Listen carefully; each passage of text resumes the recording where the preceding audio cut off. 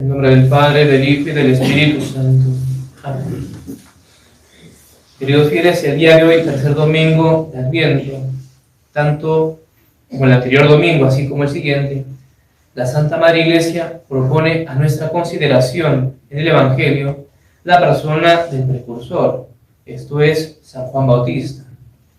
En el relato de hoy vemos brillar la gran humildad de este grandísimo santo, del cual dijo Cristo: entre los nacidos de mujer no hay mayor profeta que Juan el Bautista. Por tanto, el día de hoy es nuestro deseo decir unas palabras sobre la virtud de la humildad. Comencemos primeramente viendo cómo resplandece en el pasaje de hoy la gran humildad de San Juan Bautista. Leemos en el Evangelio que los judíos enviaron desde Jerusalén sacerdotes y levitas a preguntar a Juan: ¿tú quién eres? Para entender bien a qué iba esta pregunta, debemos colocarnos en contexto. Los judíos estaban muy expectantes por la venida del Mesías, la cual sabían, según la profecía de las 70 semanas del profeta Daniel, que estaba muy próxima. Y siendo esto así, aparece la figura de San Juan Bautista, predicando la penitencia y diciendo que estaba cerca el reino de los cielos. La santidad de él era tan grande que las muchedumbres se iban tras él y confesaban sus pecados y se hacían bautizar por él en el río Jordán.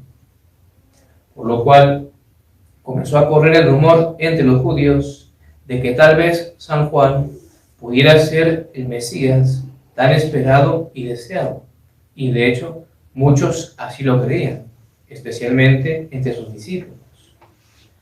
Por tanto, en ese contexto, es que desde Jerusalén son enviados sacerdotes y levitas, esto es, personas aptas, en teoría, para discernir si él es o no el Mesías. Por esto van a Juan, para averiguar e indagar sobre esta cuestión. Y para ello, directamente le preguntan: ¿quién es? El Evangelio nos dice lo siguiente: y confesó, y no negó, y confesó: yo no soy el Cristo. Palabras hermosas, que no dejan de tener algo como de solemne, además de ser muy categóricas. Yo no soy el Cristo. Inmediatamente le preguntan entonces si es acaso él Elías o el profeta, a lo cual responde también negativamente. ¿Qué dices de ti mismo?, le preguntan entonces. Y él responde: yo soy la voz del que clama en el desierto, enderezad el camino del Señor, según dijo Isaías profeta. Esto es, soy el pregonero de Cristo, el que viene, preparando su camino delante de él. Habiendo dicho esto, podemos entonces comenzar a apreciar la gran humildad de San Juan. El pueblo judío pensó, como recién decíamos, que tal vez él sería el Mesías. Y a tanto llegó eso, que hasta sacerdotes y levitas, entre ellos fariseos sin duda, fueron a dilucidar la cuestión. Y lejos de ufanarse o de llenarse de soberbia, niega categóricamente ser el Cristo, ni tampoco se arroga ser Elías ni nadie importante.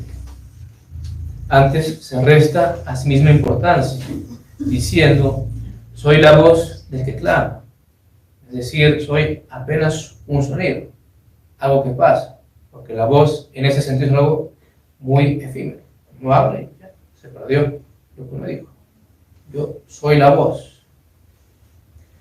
Esta actitud del santo precursor sin duda es digna de que la meditemos asiduamente, mirar cómo obró él y cómo solemos obrar nosotros.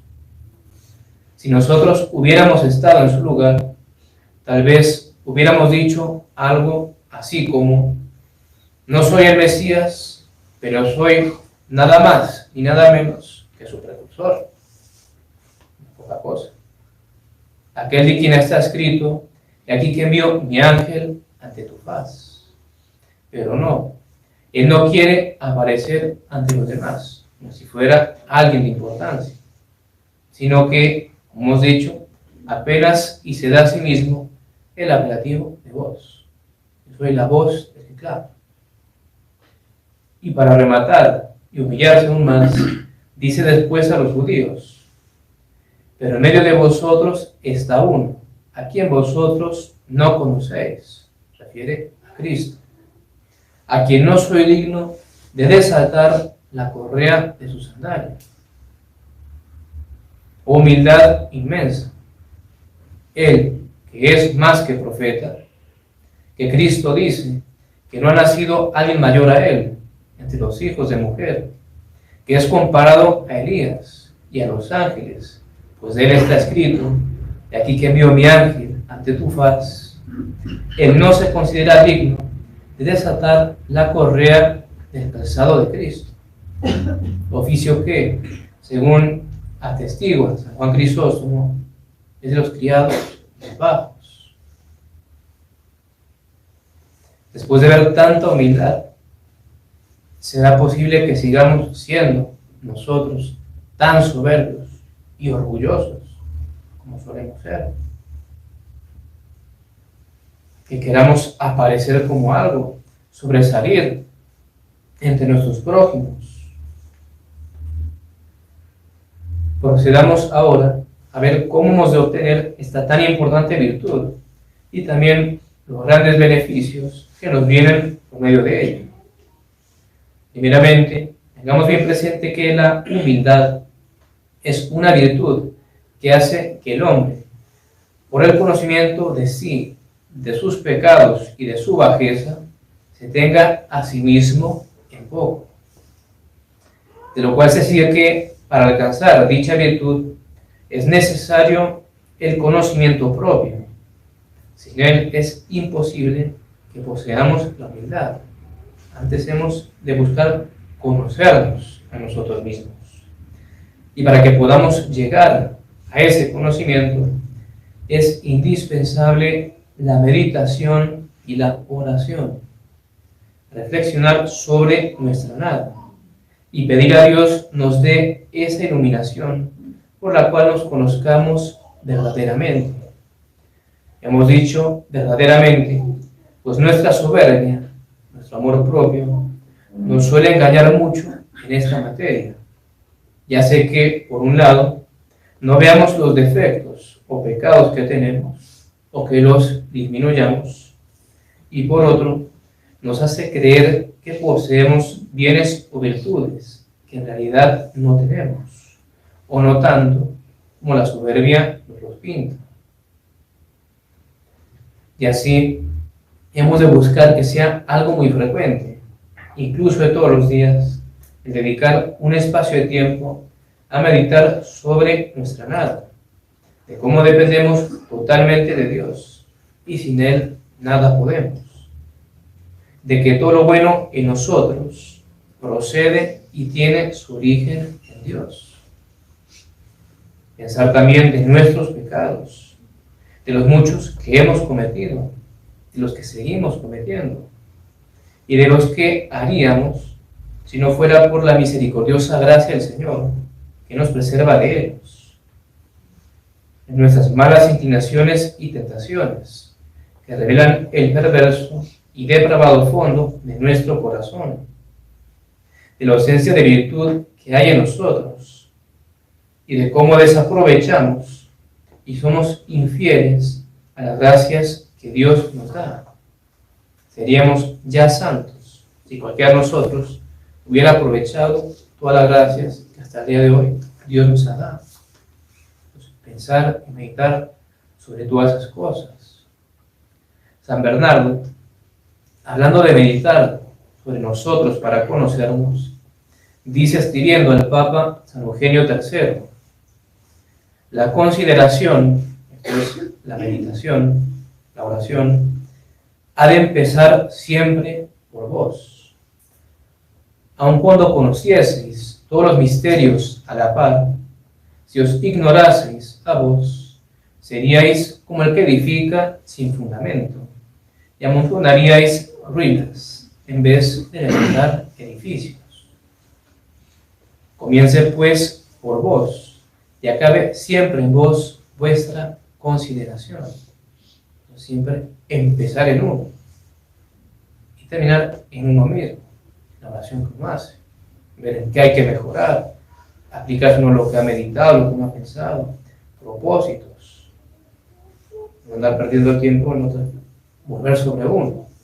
Comience pues por vos y acabe siempre en vos vuestra consideración. A cualquier parte que divaguéis, volved para vuestro provecho al punto de partida, que habéis de ser vos. Porque la oración, en última instancia, es para que uno vaya mejorando, quitándose los pecados, los vicios y adquiriendo las virtudes. Entonces, como vemos, es muy importante este ejercicio de meditar sobre nosotros mismos, para así adquirir el propio conocimiento. Habíamos dicho que por medio de la humildad nos vienen muchos bienes, muchos beneficios, pues por ella logramos remediar muchos males, muchos otros pecados en los cuales caemos. En este sentido, les compartimos una cita, si bien un poco extensa, del padre Alonso Rodríguez, de su ejercicio de perfección, pero que ilustra la cuestión. Dice: si preguntáis de dónde nace el juzgar a mis hermanos, digo de falta de conocimiento propio. Porque si anduvierais dentro de vos, tendríais tanto que mirar y llorar vuestros duelos, que no tendríais cuenta con los ajenos. Es decir, todo ese juzgar a los demás, pensar mal, criticar, etcétera, etcétera, es por falta de humildad. Si tuviéramos humildad, en vez de ver la paja en el ojo ajeno, veríamos la viga que tenemos en el nuestro. Y entonces no pondríamos atención a eso otro. Sigue diciendo: si preguntáis que de dónde nace hablar a mis hermanos, palabras ásperas y mortificativas, tosco, tratar mal, faltar la caridad, también nace de falta de conocimiento propio. Porque si vos os conociésedes y os tuviesedes por el menor de todos, realmente uno supiera lo bajo que uno es por sus pecados y la nada que uno es, continúa, no tendríades atrevimiento para hablarles de esa manera. Normalmente es realmente la soberbia. Nos sentimos que somos más que el otro, y por eso tratamos mal y faltamos a la caridad, por la falta de humildad. Sigue diciendo: si preguntáis de dónde nacen las excusas, las quejas y murmuraciones porque no me dan esto o lo otro, o porque me tratan de esta manera, claro está que nacen de eso. Eso es de falta de conocimiento propio, de falta de humildad. Eso es soberbia. Porque si fuéramos humildes, no se nos daría nada que no nos tuvieran en cuenta, que nos relegaran, que no nos trataran tan bien o tan mal. No nos afectaría. ¿Por qué? Porque con la humildad sabríamos que mucho peor merecemos por los pecados que hemos cometido. Entonces, cuando caemos en ese tipo de pecados es soberbia, falta de humildad. Continúa diciendo: si preguntáis de dónde nace el turbarse o entristecerse demasiado uno cuando es molestado de tales o cuales tentaciones, o cuando ve que cae muchas veces en algunas faltas, melancolizarse y desanimarse con eso, también nace de falta de propio conocimiento. Y añade: porque si tuviésedes humildad y considerásedes bien la malicia de vuestro corazón, no os turbaríades ni desmayaríades por eso, antes os espantaríades cómo no pasan cosas peores por vos, y cómo no dais mayores caídas, y andaríades alabando y dando gracias a Dios, porque os tiene de su mano. Y esto último es muy interesante, que lo pensemos y meditemos, que dice el autor, que no solemos tenerlo tan en cuenta. Cuando uno tiene ciertos pecados, faltas, defecto dominante tal vez, y uno recae o tiene tales tentaciones y uno entonces se desanima, se pone triste, melancólico, es falta de humildad, es soberbia. ¿Por qué? Porque nuestra soberbia no quiere tener pecados, quiere ser perfecto, santo, no tener esas faltas, que a veces en cosas en el fondo bobas, nimias. Uno dice, ¿cómo puede ser que no logro con esto? Y no, yo no fallo. Y es la soberbia lo que nos tiene así mal, tristes. Porque, ojo, la humildad verdadera no cría tristeza en el alma.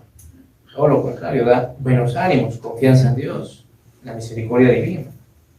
Entonces eso nace también de soberbia. Entristecerse uno en demasía por las faltas o pecados. Porque como bien dice el autor, si uno realmente tuviera la humildad, el conocimiento propio de lo que uno es y lo que uno de sí mismo es, digamos, si Dios no nos ayuda, antes nos espantaríamos de ver que no somos peores, que tenemos que ser mucho peor. Y es por pura gracia de Dios que no hemos caído en peores pecados y males. Entonces tener eso bien presente. Aún eso es por soberbia. Y muchos otros pecados, hasta allí llega la cita del autor, y en general muchos pecados, unidad, si lo meditamos bien, es por lo mismo, por falta de humildad. Evidentemente que la cita no es exhaustiva. Muchísimos pecados que cometemos son, en última instancia, por falta de humildad. ¿Y por qué tenemos la falta de humildad? Porque no tenemos ese conocimiento propio en nosotros. Y no lo tenemos, ¿por qué? Porque poco meditamos, poco consideramos nuestra nada, nuestros pecados, etc. Entonces, como vemos, la virtud de la humildad es remedio universal para vencer y mejorar en muchos pecados. Dicho de otra manera, como recién decíamos, la causa de muchos de los pecados que cometemos precisamente es la falta de humildad, la soberbia que tenemos. Entonces, el remedio, buscar la humildad. Por tanto, concluyendo ya, queridos fieles, procuremos el día de hoy imitar al Bautista y adquirir esta hermosa virtud de la humildad, que, como enseñan los santos y autores espirituales, es el fundamento de todas las virtudes, y sin ella no hay vida espiritual que valga. Además, esta preciosa virtud tiene especial eficacia para volvernos a Dios propicio. Según dice la Escritura, Dios da su gracia a los humildes.